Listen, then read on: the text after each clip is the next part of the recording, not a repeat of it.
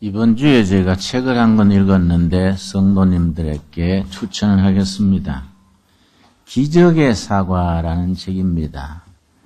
일본의 기무라 아키노리라는 농사꾼이 가수원을 운영하는 농사꾼이 10년에 걸쳐서 자기 농장에서 농약을 치지 않고 화학 비료 쓰지 아니하고 순자연 상태로 정말 최고의 수준 높은 사과를 생산해내는 얘기입니다.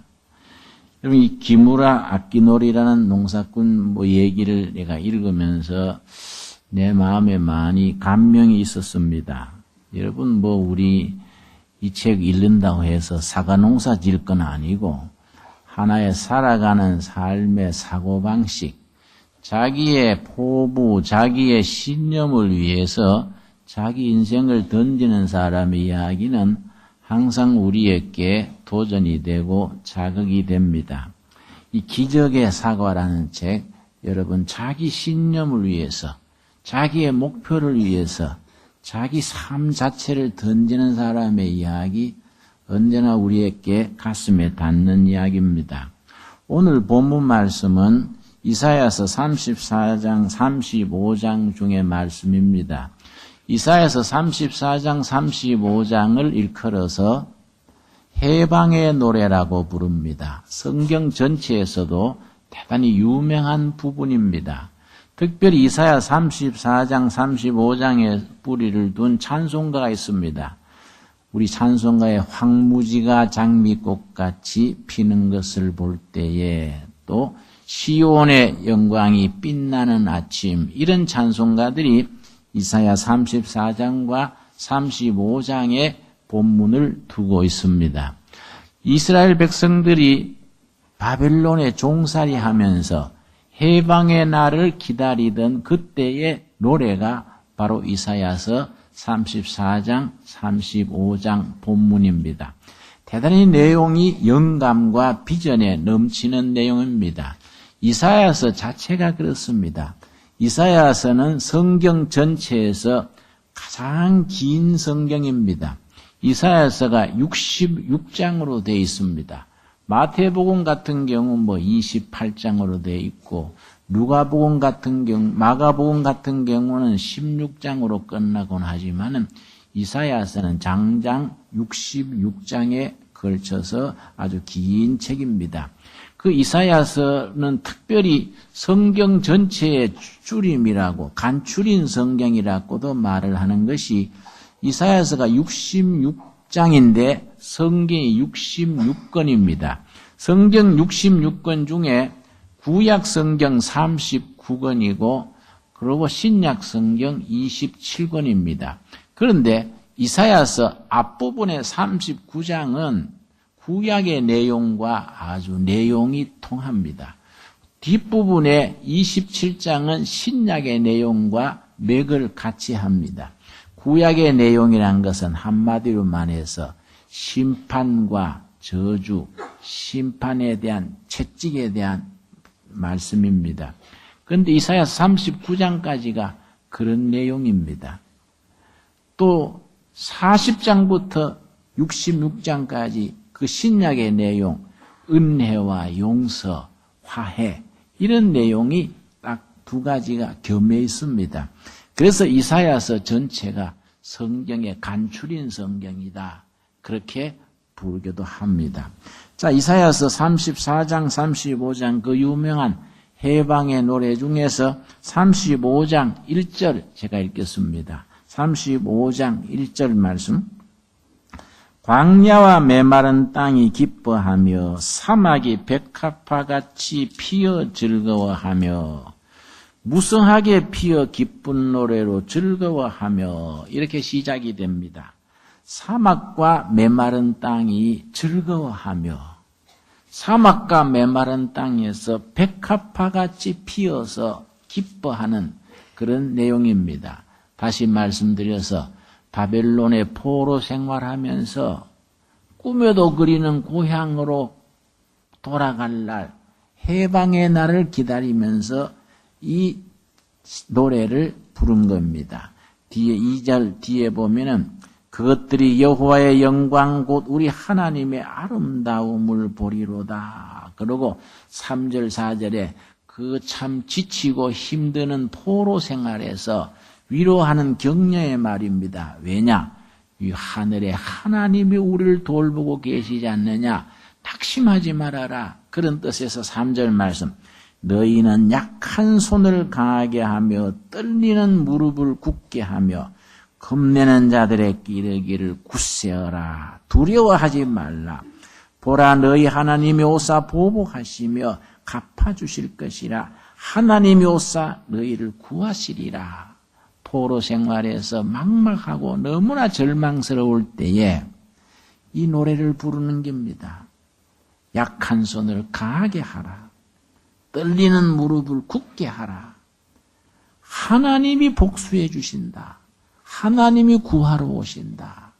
그러고 그들이 바라는 그 희망의 나라, 그 하나님이 다스리는 나라, 그 해방의 날을 5절부터 노래합니다.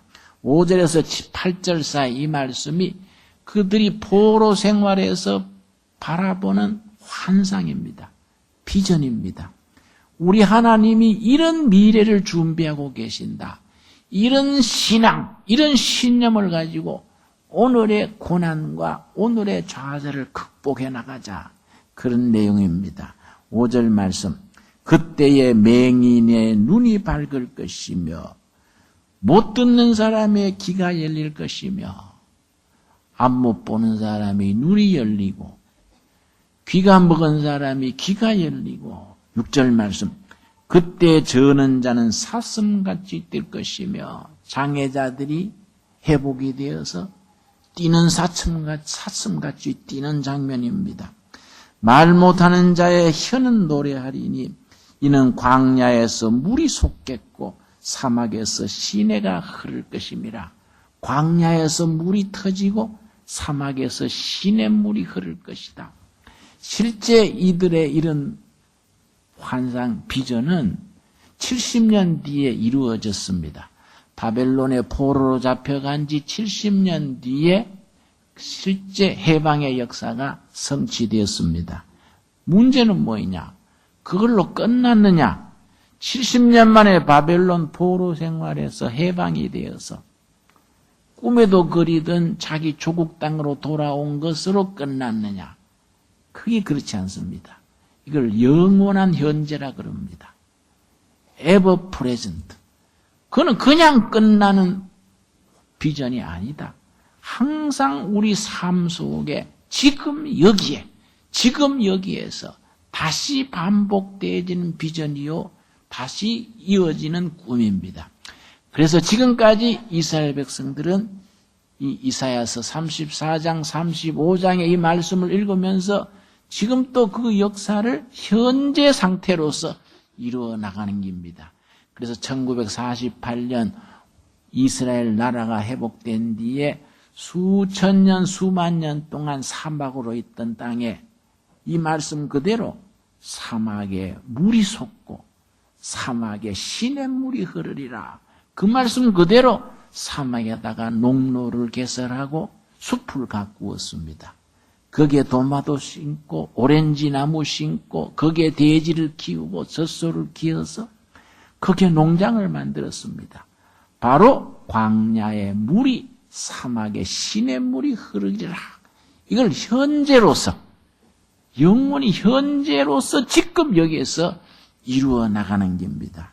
이 5절에서 8절 그래서 정말 역경 속에서 좌절 속에서 극심한 인권이 있습니까? 미래가 있습니까? 희망이 있습니까? 막힌 상태에서 믿음 안에서 신념을 가지고 믿음을 품고 하나님이 계시지 않냐? 연약한 무릎을 힘을 내가지고 하나님이 구원하러 오신다. 하나님이 눈먼 사람이 눈을 보게 해 주실 것이고 귀 먹은 사람이 귀가 들리게 해 주실 것이고 장애자가 사슴같이 뛰는 날 그런 날을 허락해 주신다. 그래서 광야에 물이 솟게 해 주시고 사막에 시냇물이 흐르게 해 주신다. 그렇게 노래하는 겁니다. 그리고 그렇게 노래하는 그 노래, 그 희망, 그 신앙 그대로 현실에서 이루어 나가는 겁니다. 자, 그러면 그 위대한 미래의 역사, 우리 8절에 보면은 그날을 이렇게 표현합니다. 8절 말씀 우리 한번 같이 읽겠습니다. 거기에 대로가 있어 그 길을 거룩한 길이라 일컫는 바 되리니 깨끗하지 못한 자는 지나가지 못하겠고 오직 구속함을 입은 자들을 위하여 있게 될 것이라 우매한 자는 그 길로 다니지 못할 것이며 거기에 대로가 있어서 그걸 거룩한 길이라고 말할 것이다. 그 대로, 그 거룩한 길에는 어떤 사람이 그 길을 걸어갈 수 있는가? 깨끗지 못한 자는 그 거룩한 길로 갈 수 없다. 우매한 자도 그 길로 갈 수 없다. 구속함을 받은 사람만 그 길을 갈 수 있다. 이렇게 노래합니다. 그 깨끗한 사람이 어떤 사람이냐? 죄도 안 짓고 허물도 없고 평생을 깨끗하게 살았던 사람을 말하는 게 아닙니다.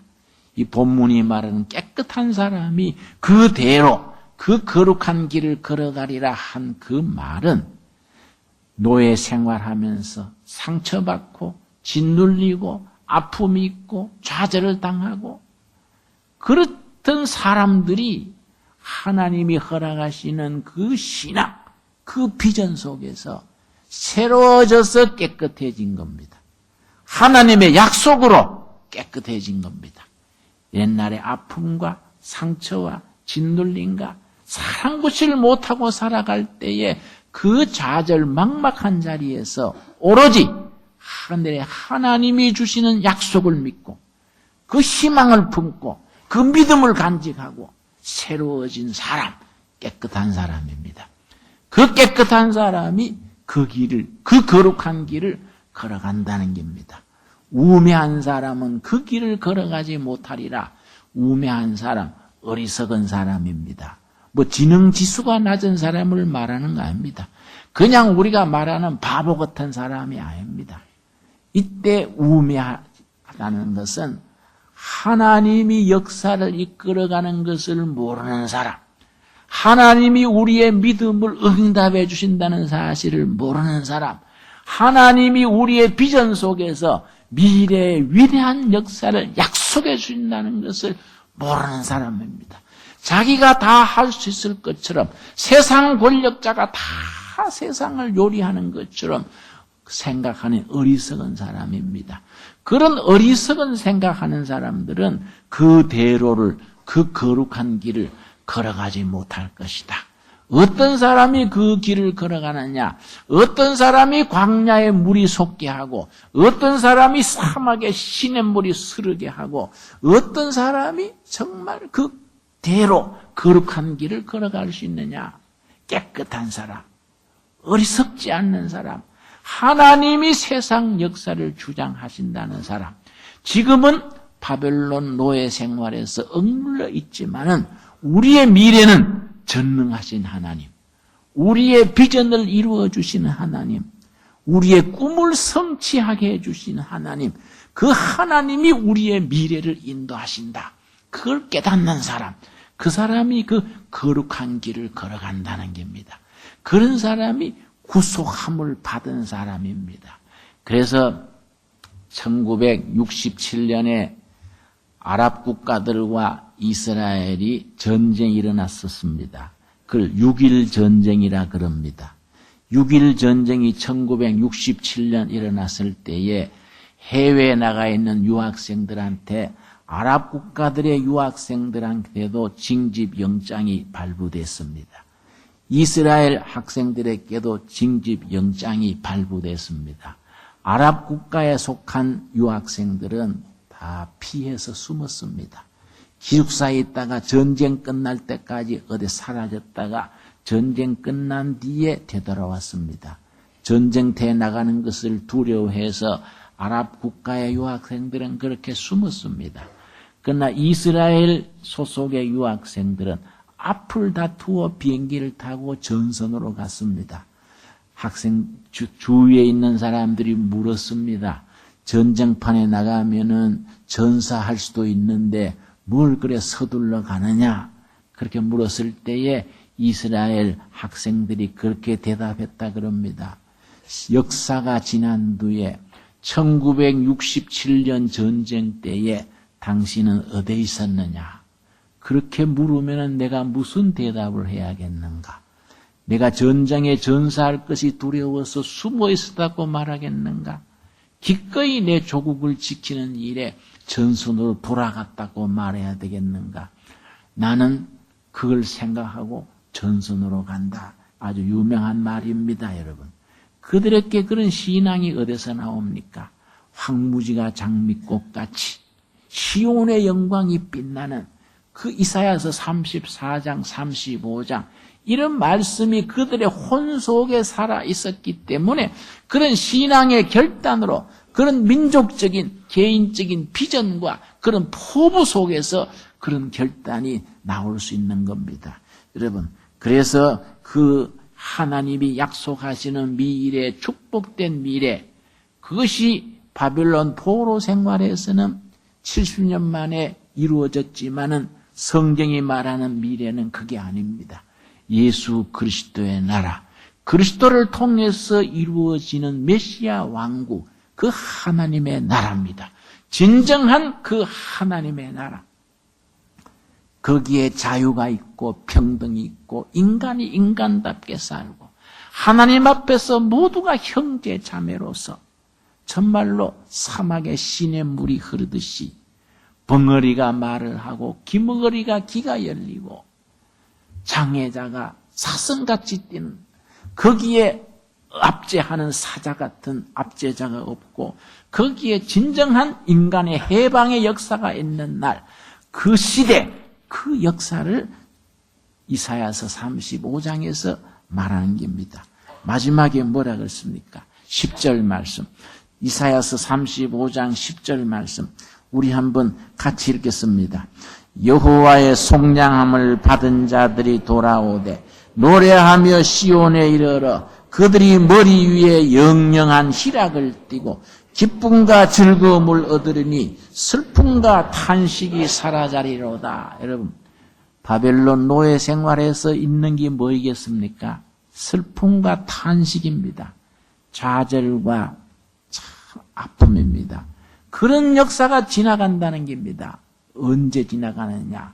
그날에, 하나님이 약속하신 그날에 광야에 물이 터지고 사막에 신의 물이 흐르는 그곳에서 슬픔과 탄식이 사라지고 기쁨과 즐거움이 그 역사가 이루어진다는 겁니다.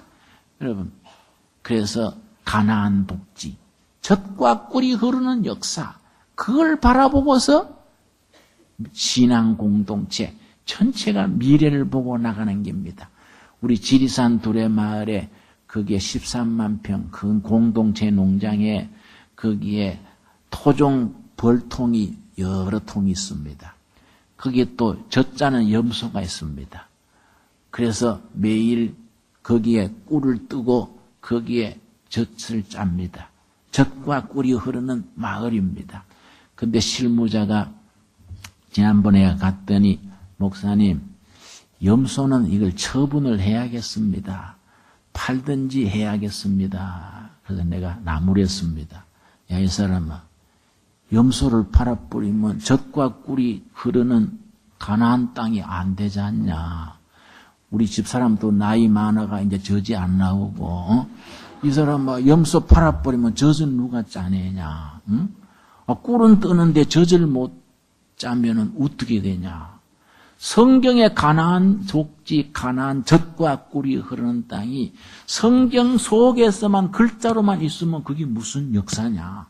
복음의 역사는 지금 여기에 영원한 현재로서 지금 이루어져야 되는 거야, 지금.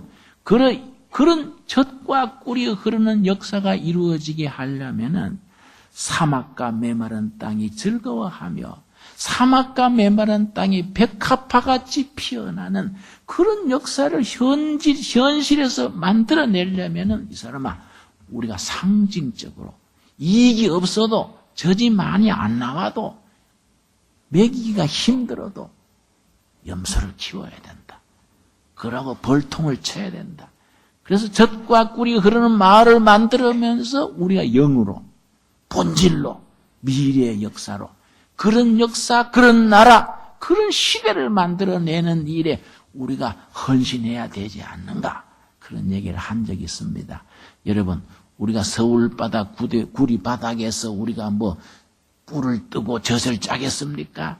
우리 영적인 의미로, 삶의 본질의 의미로 우리 삶 속에서 정말로 사막의 시냇물이 흐르는 역사, 정말 우리 삶 속에서 신령한 젖이 흐르고 정말 말씀의 꿀이 흐르고 성령님의 역사하심을, 지금 슬픔과 아픔의 역사를, 슬픔과 탄식의 역사를 기쁨과 찬송의 역사로 만들어 나가는 일에 우리 각자 자기 있는 자리에서 헌신하고 쓰임받고 열매 맺고 그런 역사를 만들어 나가는 일에 쓰임받는 우리 모두가 되어질 수 있게 되기를 바랍니다.